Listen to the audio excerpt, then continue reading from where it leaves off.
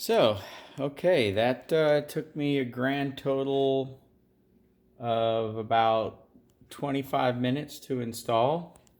Um, and that was also time checking Facebook and bullshitting around. I'm going to cap that off here shortly. That's the where the resonator tube went into the cabin.